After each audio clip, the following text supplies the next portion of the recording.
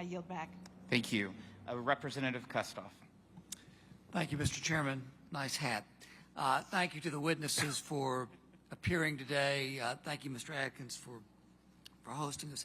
If I go to you, and you talked about this in your testimony and in response to the questions, but maybe if I can go a little bit deeper.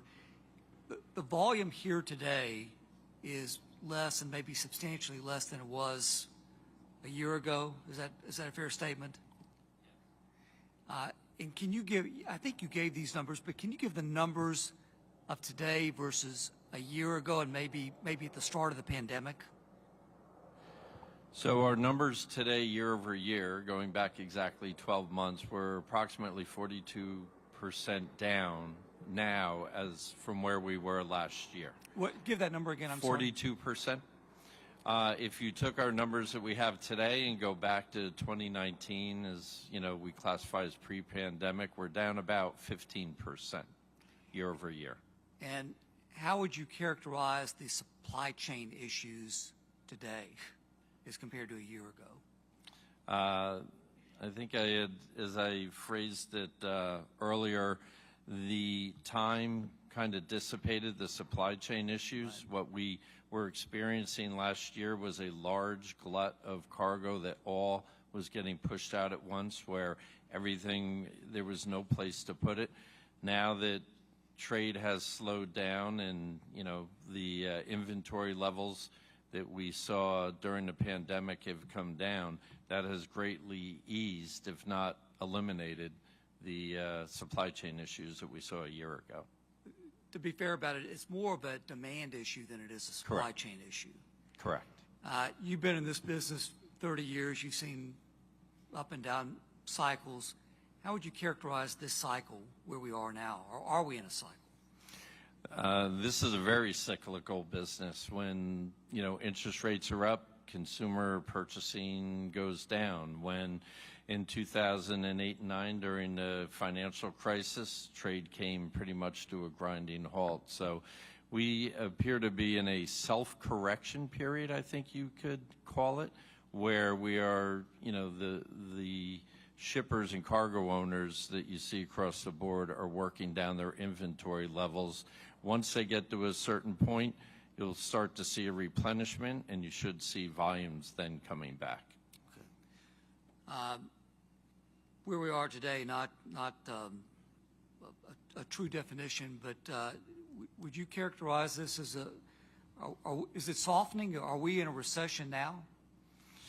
Oh, math and economics was never my strong suit in college, but from where we sit, you still see, you know, buying going on. We do employ outside economists that help us try to read the tea leaves, and you still see purchasing going on. It's just working the inventory levels down. Yeah. So I wouldn't call it necessarily a recession.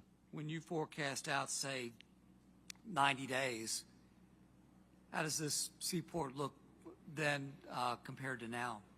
From the larger shippers that we talk to and cargo owners, they are saying third quarter you should start to see a bounce back. But historically, you start in June, inventory or volumes start to pick up, getting ready for back to school goods, starting to replenish warehouses for Christmas shopping, so forth and so on. So combination of the usual annual cycle that you see on top of inventories starting to need to be replenished should be around third quarter.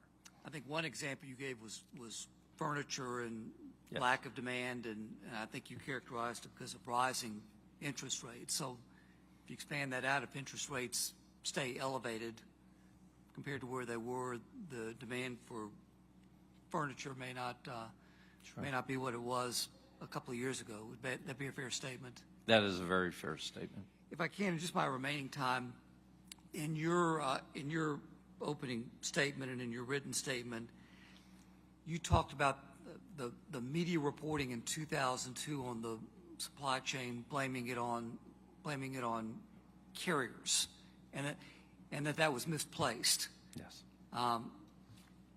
What were the reasons? Well, the reasons were an oversupply of the material that was coming in, that there was no place left to go. I mean, an ocean carrier does not make money with their vessel while it's sitting anchored for 2 weeks waiting to get into harbor. So they have a vested interest to get in, get the ship discharged and out. But marine terminals, whether it's East Coast or West Coast, both coasts, there was just no room left on the marine terminals to discharge vessels. Thank you, Mr. X. Mr. Trickle, just briefly, since I'm out of time, we all know about, following up on the supply chain, what COVID demonstrated to all of us is we need certain manufacturing, like they have all manufacturing, but PPE and pharmaceuticals especially closer to home. And to your point, I think you outlined it really well about the forced labor. My question to you is, government can do what government can do. Doesn't private industry itself, though, have some responsibility as it relates to the forced labor? Absolutely. The private sector has been doing two things. One, during the process of passing this bill, they opposed to it, as you may recall. And then after the bill, this legislation become a law, they're trying to slow down the process of implementation. And then the third thing that they're doing is not publicly talking about the things that they have done. When you ask them, why can you just go out and tell them that you terminated your relationship with a questionable supplier, they said, oh, there will be retaliation.